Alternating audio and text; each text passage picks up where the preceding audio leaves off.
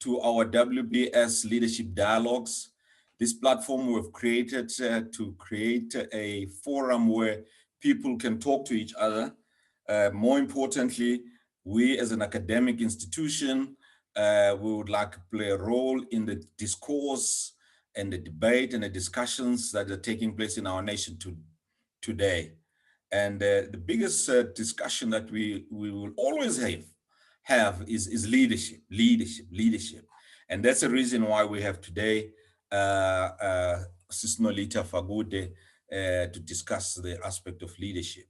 So let me also just first thank Brad Mills, who's going to be the moderator of this session, and he's going to be driving it and then making sure that everything is going well. And also I'd like to thank our marketing team under Rutendo, as well as our technical team. Let me just tell you about Sis Nolita. Ngimbiza ke mina usiso mkhulu ngoba ube leader yami for many years. Yabona, is like an elder sister. Umafungwase futhi ngikwazi lo, yabona mina ngikhuluma izindaba umafungwase lo, yabona in our African culture makuthiwa umafungwase kusho usiso mkhulu. Nothing happens in the family until usiso mkhulu sekafikile, and that's the role she's been playing throughout South Africa for many years. In BMF, she led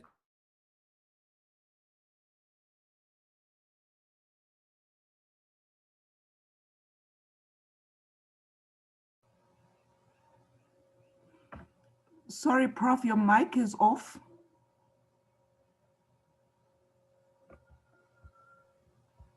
Okay.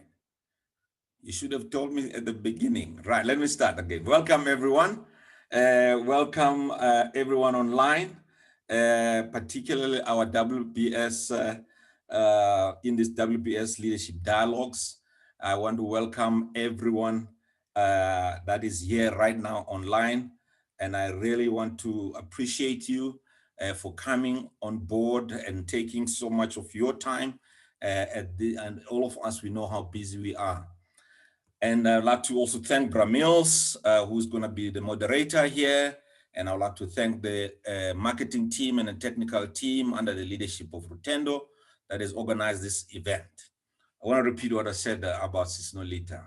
Usiso Mkhulu, I called him Siso Mkhulu for a long time. And I'd like to also tell you of because Nyamaz, Mafungwas. And if you don't know what Mafungwas means, it means the elder sister in the family. Nothing happens in the family when the elder sister has not arrived, and you know it. And that's what she's been doing in South Africa. And she's been doing it. We know her. You know, there's leaders, man, who imagine who say, I'm a leader, you know, and we don't know their track record. We know Sis Nolita. We know her. She's led us in BMF.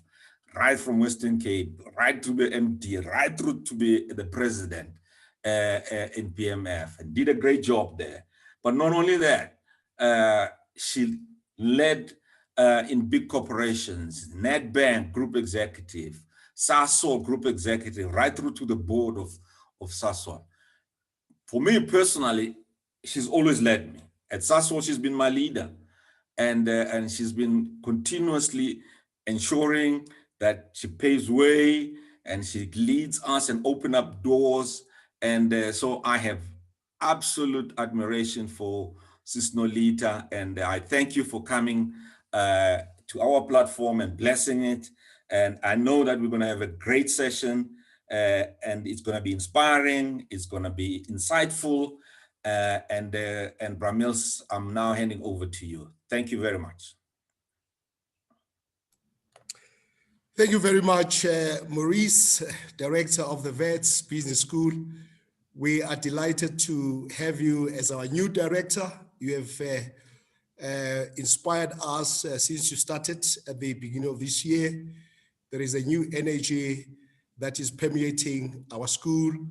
And I'm so delighted that you have launched this WBS Leadership Dialogues series. It started recently with a discussion panel discussion on COVID-19, the impact of COVID-19 in South Africa and the challenges and opportunities that it presents. So this is a continuation of this series that you've started. So thank you so much for your time. My name is Mills Soko, Professor of International Business and Strategy at WBS Business School. It is my pleasure to host today's event. Before we start today's conversation, a few house rules. Firstly, if your microphone is on, please mute it now. Also, please switch off your video. This will help with any connectivity issues you may have. And more importantly, if you'd like to ask any questions, please type them in the chat box and I will relay them to our guests. Please don't put up your hand or use any other means of communicating. Just use the chat box. So those are the house rules. In case you miss anything, this event is being live streamed and recorded. I would like to take this opportunity to welcome our guest, a very dear sister to us, is our Dean and Director, Maurice, has stated. We are really, really privileged to have her this afternoon. She's an inspiration and there's so many lessons that we can learn from her life and professional experience.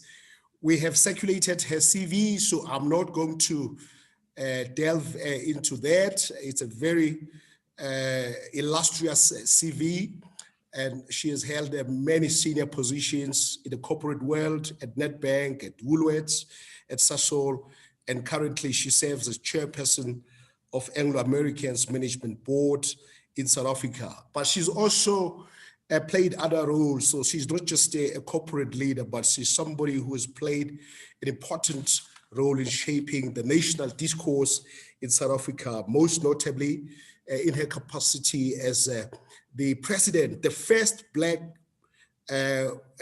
woman president of the woman president of the Black Management Forum.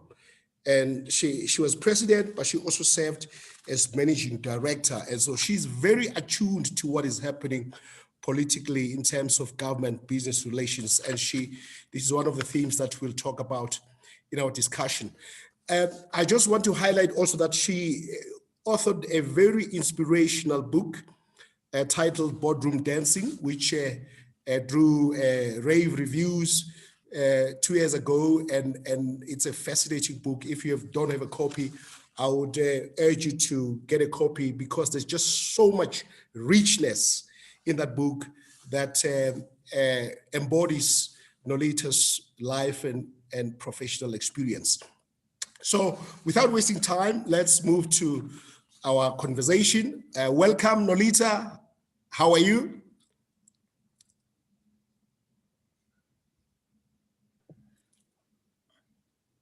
Well, good afternoon. Thank you very much. I'm good. Thanks, Prof. And thank you again for extending your very important platform to us to come and have this conversation. And even before I can even continue with other things, I've got to do the protocol stuff. My big brother, Maurice Supungane, congratulations and thank you very much for your kind and generous introductions. But I'm very excited that I now call you Prof. Prof. Khadebe, because you have earned it in many, many respects. I know your passion for people development and leadership development, and in particular, your passion around developing young entrepreneurs. So WBS Business School is very, very fortunate to have you as their leader. So I'm saying congratulations and thank you. And back to you, my brother, Prof. I'm calling you brother for the last time so that then this mutual adoration society. But I really have got great respect and admiration for Prof. Mills. for his consistency as a leader and a business lecturer and intellectual. And again, when we spoke about having this conversation, you introduced it very lightly. I think it was at the World Economic Forum last year, January. And I kept on saying to you, okay, we'll talk when we get back home, not realizing that we'll end up having the whole year of COVID and only having that discussion in 2021. So thank you very much, Prof. Mills, also for inviting me and honoring me with your platform this evening. Thank you, Lolita. I'll launch straight into our conversation.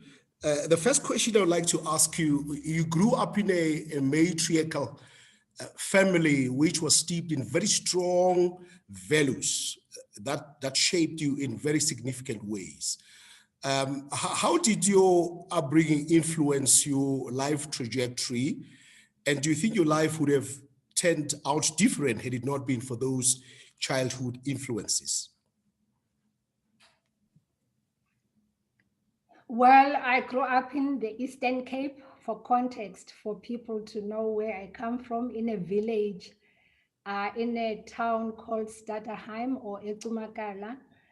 And when I reflect on my early childhood kind of memories that I can vividly remember, definitely it was a village where women were very much visible. Hence, I always say I grew up in an environment that was really a matriarch environment.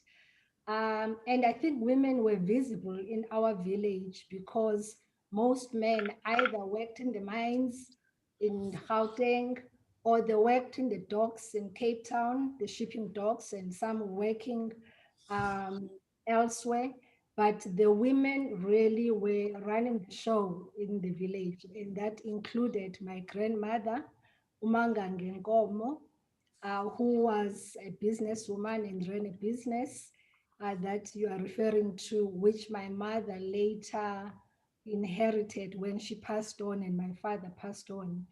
And with that context, for me, the key influences I would say that shaped me was not only the matriarch environment and space that showed me and told me that I could do anything that I set my heart and my head to do, but it also meant that I felt very comfortable with hard work.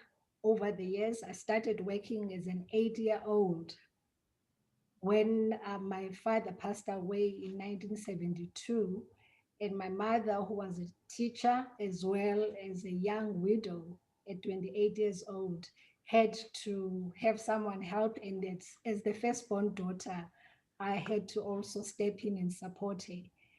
Secondly, I grew up with community solidarity in a village where when we grew up in, I think that was in the early 70s, we knew everybody knew who was who. And within that context, no one really truly went to bed hungry, because you either had a food garden or someone would end up at my mother's shop asking for food on credit. And so for me, I understood community solidarity from the perspective that our home, because there was a shop and also it was in the center of the village, we became a source of support and also service to everybody. Um, and thirdly, the values around religion and tradition. You can't grow up in a village like that and not understand the protocols that take place in a village.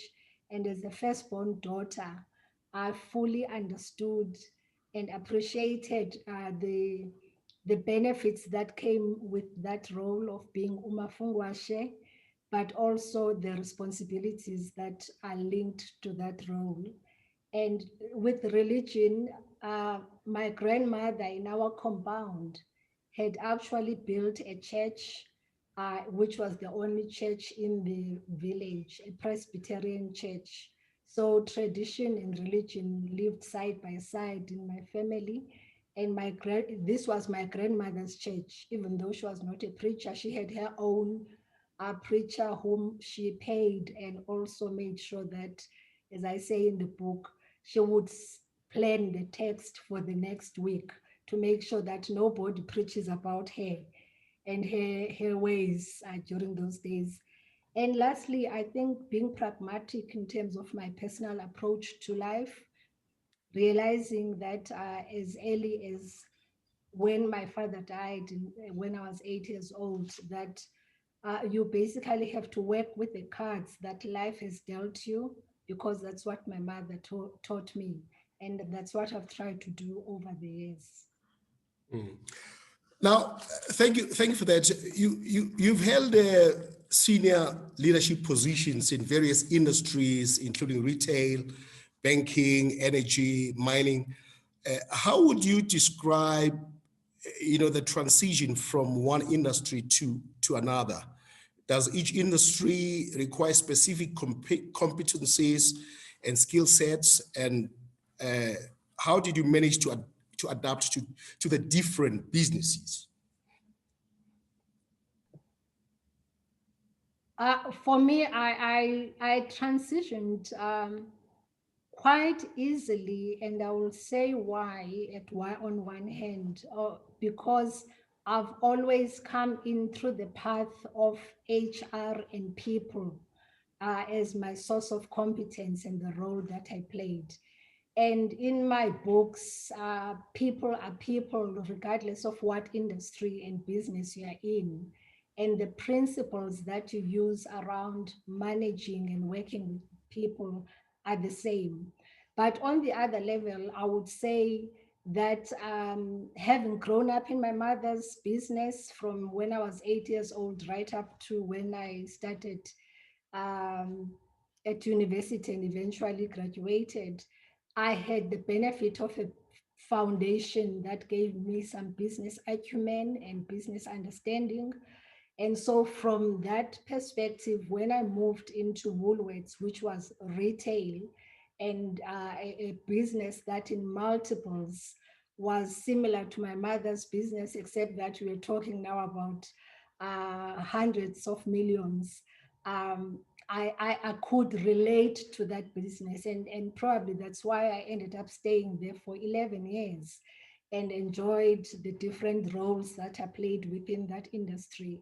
But when I transitioned from retail into banking, also from banking into mining, as well as into oil and gas, I realized that there are fundamental, obviously, competencies that you need to have to be able to be mobile and also move from one industry to the other. And those include, as I have said, the business acumen or business understanding. It's important. Secondly, it's also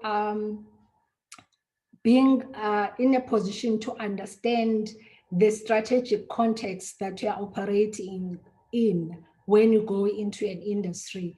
Obviously, when you are going into a highly regulated industry like financial services and mining, you operate and plan differently than when you are going into a retail business, which is less regulated. And understanding those nuances was important. Problem solving skills and ability is important, because regardless of where you go or operate, you've got to have some problem solving abilities and competencies that you have with you that you can demonstrate. And those go with levels, obviously, levels of complexity. I often talk about puzzles and say, when you are working with a child, you can start with a 4-piece puzzle.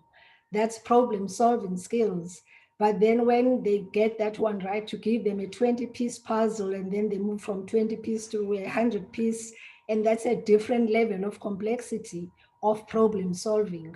So that's also how within business one looks at the skills and competencies that one has had to apply over the years. And so with each business and organization that I have moved from and into, I've been able to build on some of the skills that I have learned over the years. The other key competence that has been important and that has helped me has been the issue of being able to manage and lead people. Your ability to lead and manage people is important because if you've never managed even 2 people in your life, it's going to be very difficult to manage 10, let alone 100 people and so forth. And there are skills that you need to develop.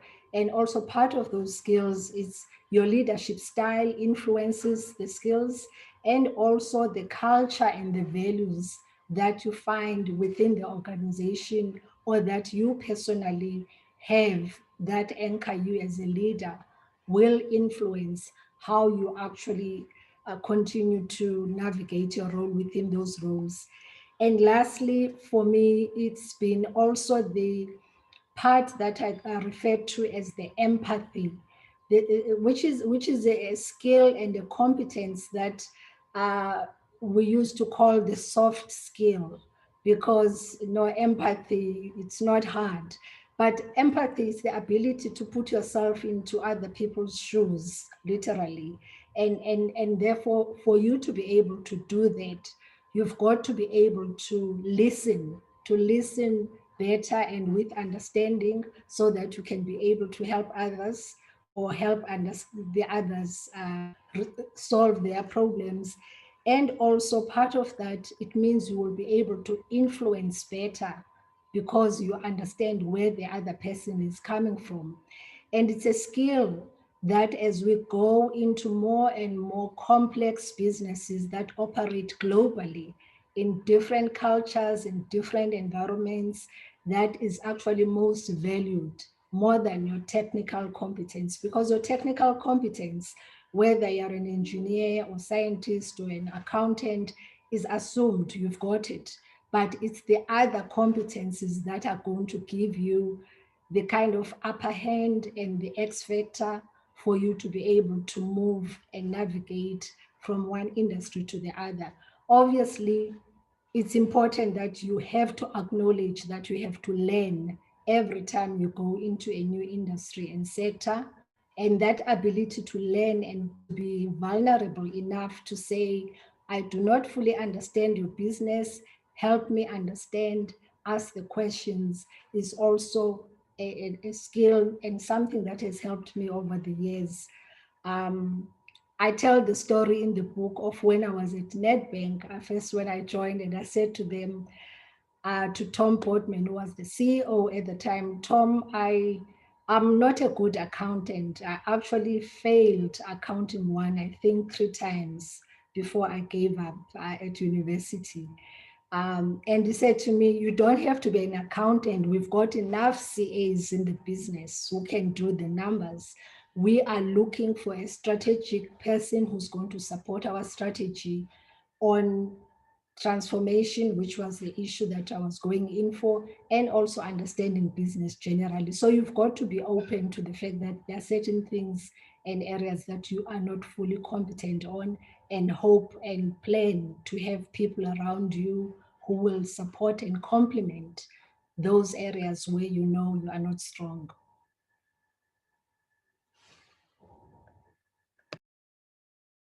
You are on mute, Prof. I read your, thank you, Lolita. I read your autobiography with great fascination and interest. And one of the recurring themes there in the book is the importance of mentorship. And you stress the importance of mentorship in nurturing talent and leadership. And throughout your career, especially at Woolworths, Nedbank, and Sasol, you have benefited immensely from being mentored by your managers. How did mentorship help you navigate the complexities of the corporate world? And does it matter that all your mentors, when I read the book, all your mentors were white males. Does it matter to you that that is the case? Very interesting questions and multi-layered. So let me look at it, Prof, from three levels. Firstly, it's good to give the context of where I started and when I started. I started working in 1990. I always say 2 months, literally in February of 1990, when Nelson Mandela was coming out of prison, I was graduating, and 6 months later, I started working at Woolworths. So as you can imagine, corporate South Africa was very much white, Anglo-Saxon in most instances, especially at Woolworths, and there were very few women in decision-making positions. So it was inevitable that my mentors, when I started in my career, were going to be white male. And again, the issue of whether it matters whether you are mentored by a white male or white female or black person or not, I think it's an issue of accepting that at different stages of your life, you are going to require different types of support and coaching and mentorship, including sponsorship. And if you've got a good mentor, they will be the first ones to tell you that I'm not going to be able to offer you everything as a person, because an individual is multidimensional. You need different levels of support and encouragement, or even insights and perspectives, and they will point you to the right people. So for me, the benefits of being mentored by senior white male in the organization during that period was that they were able to lead me and point me to the right direction in terms of who could help me in terms of my career, and also for coaching and support. The third element around the race, gender, and I call it even generational mentorship. It's an area that we need to think about because it also comes into the mix. It's good to be mentored by a diverse group of people. Otherwise, you will end up having one element or one perspective in life, and that may not be useful for you when you go forward. And so there are certain areas around mentorship that I think people tend not to think about, like peer-to-peer mentorship. When I was at Woolworths, even though we had the white people around us who mentored us, as the few Black people in Cape Town and members of the BMF, the Black Management Forum, we were able to mentor each other outside of the workplace, because then you are able to come across someone who's working for Caltex at the time, or for Old Mutual and so forth, and you start comparing notes, and you realize that the kind of challenges that you're facing at work may be similar or may be completely different, and even talk about how best do you navigate in that process. So we did peer-to-peer mentorship with each other. And also working with organizations like the BMF and other Black associations over the years. I have had the privilege of being mentored by Black men. I talk about one of my mentors, greatest mentors, Becky Sibia, whom I also call a feminist, because his approach was very much that of a feminist, even though he's male. And I've had the privilege of being mentored by women during that generation, women that even at the time I did not know. And those women, because we in South Africa as Black professionals kind of knew each other, we're a small group of professionals, and therefore you would be able to find out who is at Deloitte's. Futim Toba was at Deloitte. She would always look out for Black women and Black professionals. and other people would be at Transnet and the same thing. So the whole issue around mentorship, I would say for me personally, I benefited tremendously from mentorship, formally and informally, from various people. And also that I don't believe that I would be where I am in my career had I not had the opportunities of being mentored by the different colleagues along the way, including the young people that I would sometimes think that I'm mentoring, then I realize later that they are actually mentoring me. So it's a two-way process always. And it's a great opportunity to work your career and your life plan around. Um, you've worked throughout your career, Nolita, as a corporate activist. You're not just a business executive or business leader. You have been agitating for change throughout your career, and some of your struggles are well documented in your memoir. How would you characterize the state of business transformation in South Africa today? To be specific, do you think the broad-based Black economic empowered model, has it worked?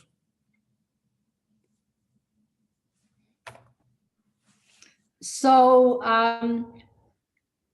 Black professionals of my generation, including with Morris Khadebe that I was talking about and to just now, and many other professionals that I talk about in the book, were actual corporate activists in their own right. And they were also change agents, because you think about it, 1990, we all come into corporate South Africa in different roles, being probably the one or two Black people in the organization or the only Black person in a particular environment. There is no doubt that your change management or corporate activism would be activated one way or the other. So I don't think it's something that was unique in me, but it was something that was nurtured by organizations like the Black Management Forum, and also obviously being nurtured by the fact that I came from the family that I came from. So when you're telling me that I do not understand retail, I would challenge you and say, but I grew up selling tomatoes and clothing and soap and everything. So what's different? So the activism, I think for me, it was a way to attract the attention of the reader to the fact that our story of corporate transformation in South Africa as Black professionals has not been well documented, because it was not a story that was played out through the toying on the streets. You know about people who are deployed in public sector. So it's assumed that they are the comrades. But if you are working in the private sector, it's assumed that you are not a comrade, whereas people do not understand the kind of battles that you go through day by day, in your own office, in a boardroom, and also in the environment that you are working within. And therefore you become a product of that environment.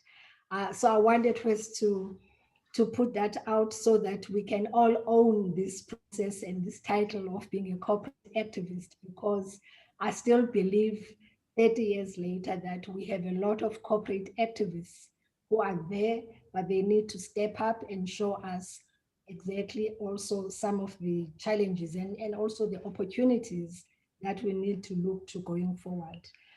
To the point and your question around the state of transformation or Black economic empowerment in the country, it's a very frustrating state of affairs for someone like me, and I think some of our generation, when you think back to the fact that 30 years ago, some of the issues that we were faced with around discrimination or just prejudice as you were coming in, when you listen to the stories from the younger generation and you realize that they're still fighting the same fights, even though they come and sound and look differently.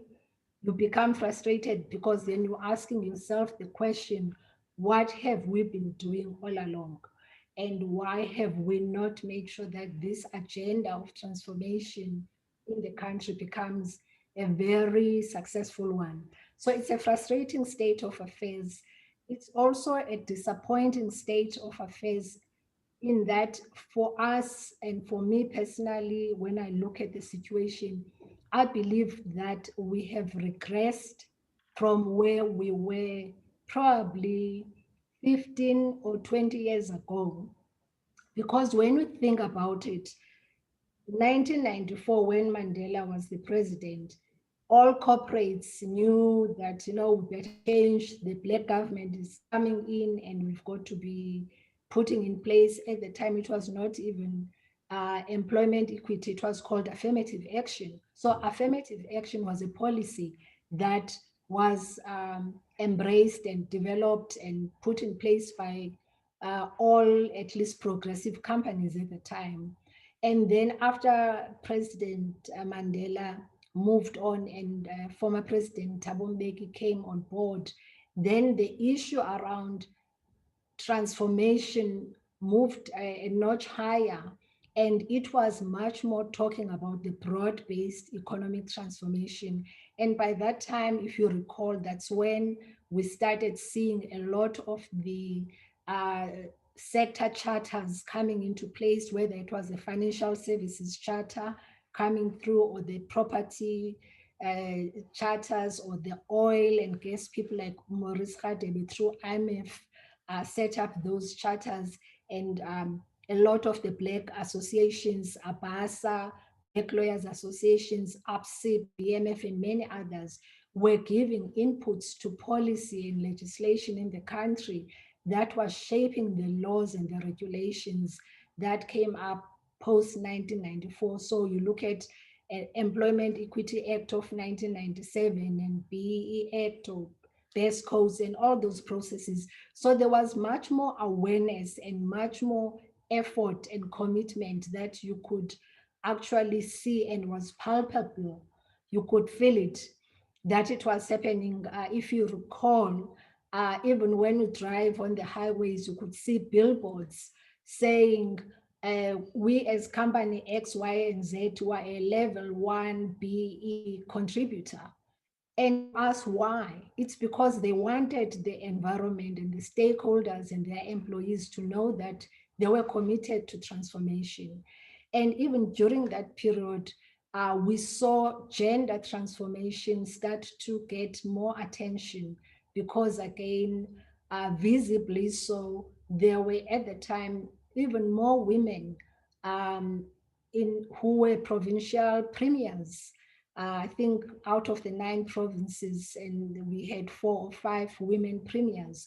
So the outside environment influenced what was happening within corporate sector. I always say the corporate sector environment is the microcosm of what is happening in society.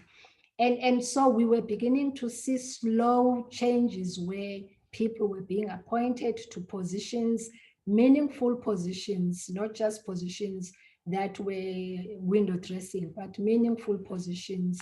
And women and Black people were beginning to be in those positions in different companies.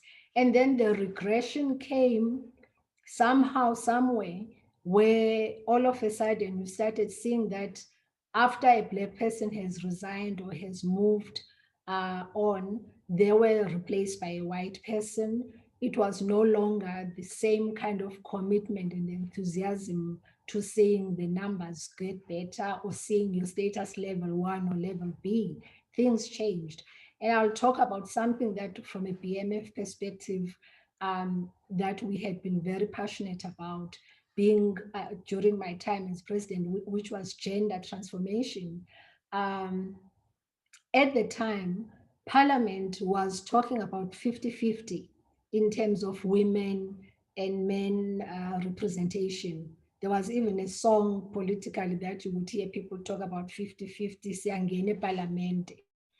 And as the BMS, we realized that then we needed to set targets for the organization also in terms of gender representation.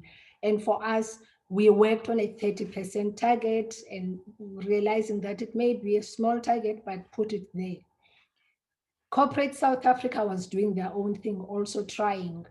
And then when you look back, I looked last week because it was International Women's Day. Out of the top 40 listed JSE companies today in South Africa, there are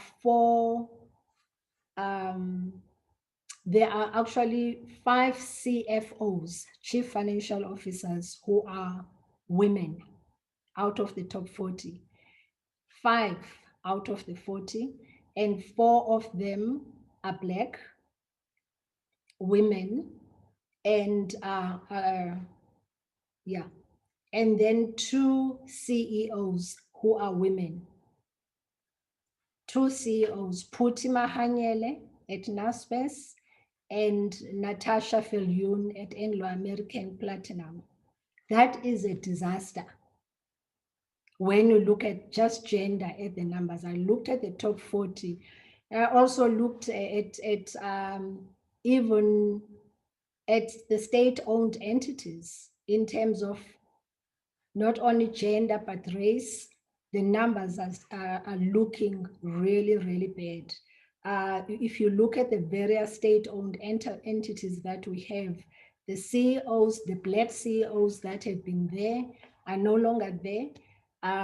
We are not seeing the generations, the next pool generation of Black and women CEOs come up. There are few that are there, Portia in Transnet, but elsewhere you actually have to struggle. And the point I'm making here is 30 years later, for us to be sitting here and talking about the numbers and hardly counting beyond one hand, that shows you that the state of affairs is really, really bad.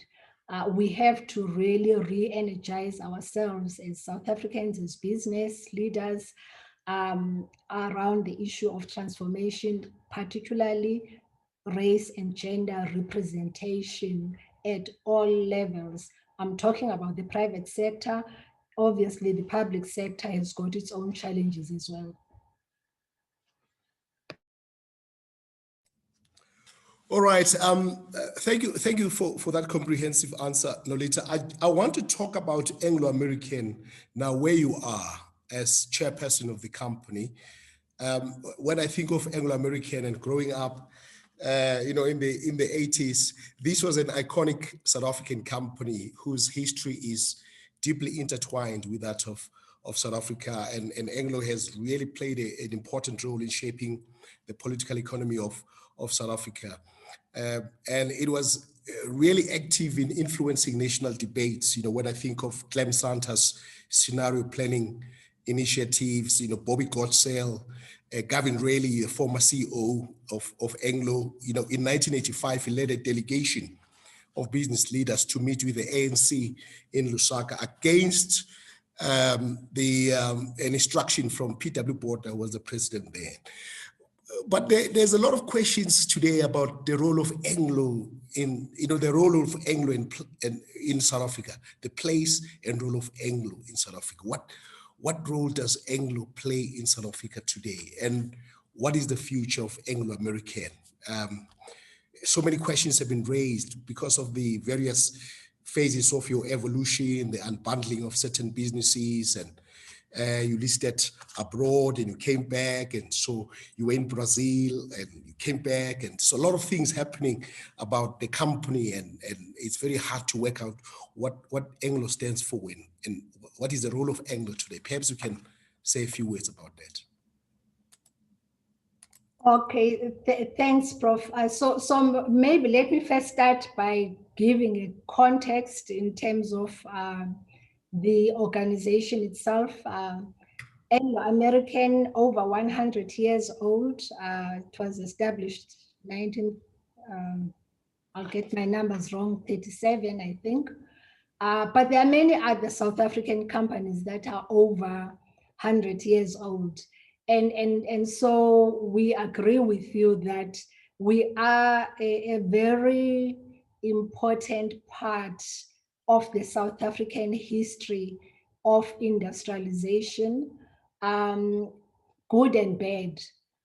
Because again, the history of the sector, mining sector, is the industry that developed the economy. And when you look at the economic development today, still the mining industry still contributes significantly to the GDP of the country and is one of the biggest employers and contributors, and can do more and even better. That's what we believe as an industry. From an Anglo-American perspective, we are a global company with a primary listing in London Stock Exchange, as we've indicated, and a secondary listing in South Africa. We operate in about 5 regions. So there's Southern Africa, which includes SADC, so Botswana, Zimbabwe, and Namibia included there. And we operate in Australia, we operate in the UK, we operate in South America, South America being mainly Latin America, so Brazil, Peru, and Chile. And we are in North America with Canada. So it's a globally diversified commodities business, completely different from what it used to be 100 years ago. 100 years ago, Anglo-American owned Barloworlds. The Anglo-American owned Mondi. Anglo-American owned newspapers. Anglo-American owned everything. I always say to people, typical of South African companies that progressed during the period of isolation, you invested in anything that was possible in the country and ended up not really being so focused and diversified. And through that process of evolving and diversification that has happened over the years, particularly over the last 25 years, we also have created new Black-owned companies. So when you look at your Exaros today, they come through the Anglo stable. ASCs we call came out of that and then became Exaro. The Harmony business came through Anglo diversification. Jonic, which eventually became the multi-N, came out of Anglo. Seriti, which is a recent company that has been set up on coal, is a Black-owned company. So we are very proud still of the fact that over the years we have been able to create significant Black-owned companies that are big players in industry. So that is one side of it. And secondly, out of the Anglo group globally, South Africa as a region has got a footprint that is quite significant for the organization globally. We still contribute more than 45% of the earnings of the company globally. And out of the 75,000 employees in the company globally, about 45,000 of those employees are in Southern Africa. We are by numbers in terms of our revenue and contribution at one of the largest mining, in fact, the largest mining company in South Africa. When you look at our contribution in terms of our revenues. So South Africa is very important to us as an, and because of that importance, 3 years ago in 2018, we were one of the few companies in industry to commit to the Presidential Investment Conference in terms of our 5-year capital capex commitment. At the time, we made a 85 billion rands commitment to a 5-year project to expand, sustain our mines, expand life of mine, and also develop new mines within our commodity sector. Last year, September, when we were giving an update to the conference, we indicated that we have already spent 57 billion rands of the 85 billion rands, and also increased our commitment further to 100 billion rands by introducing new projects that some of our businesses are actually driving. So for those who don't fully have a picture or a sense of Anglo-American in South Africa, we have 4 main business divisions. We've got Kumba Iron Ore, which is a listed company. We've got Anglo-American Platinum, which is also a listed company. And we've got WBS South Africa, which is not listed, and then Anglo Coal. And out of those 4 businesses, that these 100 billion rands that I'm talking about, which is a commitment that we're continuously refreshing and finding opportunities to invest in. It's our commitment to be in this country for the next 100 years. The resources are there. The kind of projects that we're talking about are long-term projects, because when you put that kind of money within a project, you need to know that it's a 20, 30 to 40-year kind of project. Obviously, our portfolio, when you look at it, it's no longer as diverse as it used to be. It's very much significant commodities that we've looked into: platinum, precious metals, as in diamonds, and iron ore, and then globally it's copper and other, in South Africa, manganese as well. So from a business commitment perspective, I think we have demonstrated that we are here to stay. Where I believe that we still have more opportunities, I'm saying more opportunities to demonstrate the kind of leadership role that you are talking about, that Anglo used to play in the politics positively of the country and also in society at large. That's where we believe that there are more opportunities for us, and we continue to play that role. We participate, we are a very key participant within MUSA, Business Leadership South Africa, the Minerals Council. I'm one of the vice presidents representing the company, obviously.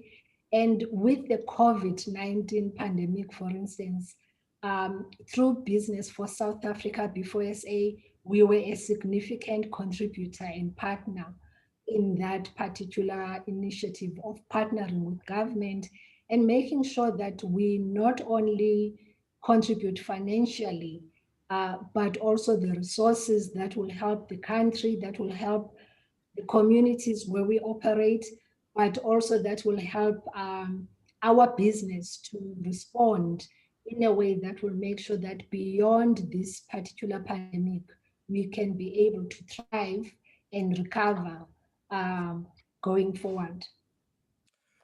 All right, I'm mindful of time, Lolita, so I'm just going to take 2 questions from our attendees, and then so 3 questions I'll direct to you.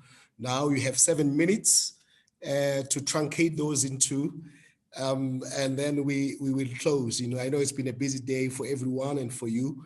We value your insights, but you know, we also need to be mindful that you know, there are time constraints. So there is a question from 2 questions I have here. One from Maneshri Naidu, who wants to know if there are any particular interventions that corporations, businesses can support to bring meaningful solutions to support those female farmers who are still struggling to feed their families in many provinces, particularly in the Eastern Cape. And then there is a question from Vin Joko, who's asking, why is it still a challenge for organizations to draw necessary links between mentorship and succession planning? Those are the two questions. And then the last question I'll ask, you've having read your book, but not everybody has read the book. There's so many multiple, multi-layered lessons that one can learn. It's a really powerful, very inspiring book. But, perhaps you can't talk about all of them, but if, an emerging young business executive, wants to hear from you, what are the key lessons? What do you think are the key lessons that they can learn from your experience? What would those lessons be? What are the key lessons you can impart to the next generation of business executives? And that is how we will conclude our discussion this afternoon. Prof, I may not be able to get to all the questions. You'll need to remind me, but I'll try and be brief. In terms of what are we doing for female farmers and what is business doing, with the COVID-19 response, we worked through the Solidarity Fund amongst other institutions. And one of the relief packages that was worked out through the Solidarity Fund was to make sure that we look at agriculture, particularly sustenance farming, and partnering with the Department of Agriculture to make sure that the rural areas where communities have got land that they're able to use can be able to be given almost like a starter kit for them to get going, because you can't rely on food parcels forever. You've got to have a sustainable way of feeding people. So there's an agriculture strategy, obviously, that was driven by the Solidarity Fund, and I know it's continuing.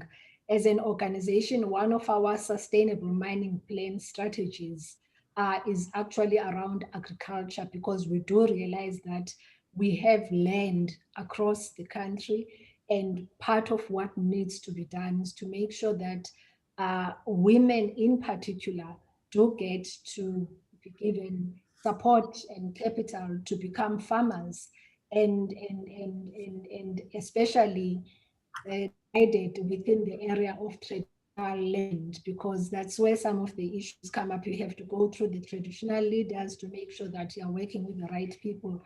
But there are definitely a lot of interventions. PPGI group, one of the business consortiums, also has been looking at that. We can pass that information so that people are able to access that.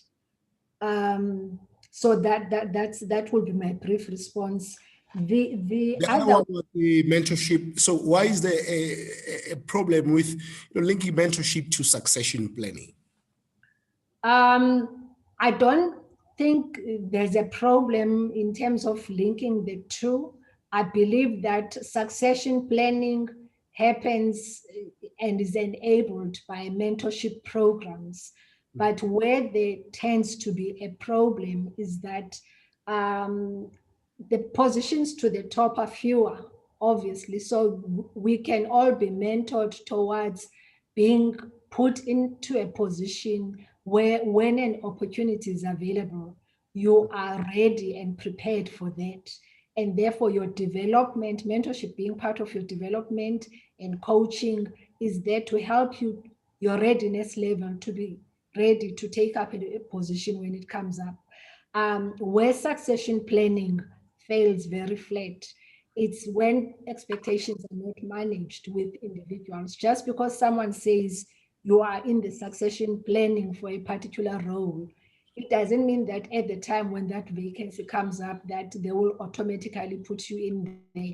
You will still have to go through a process of interviews like everybody else, and may or may not be successful. But succession and mentorship are key. In fact, as I've said, succession is enabled by mentorship in many respects. The third one was on key lessons. The third one was on the key lessons. That, Yeah. sort of the key, there are many lessons, but if you were to give someone advice who's here, a young professional, what would you say, say maybe the 3 most important lessons that you'd like to impart, or 2, or whatever you think? Yeah. Okay.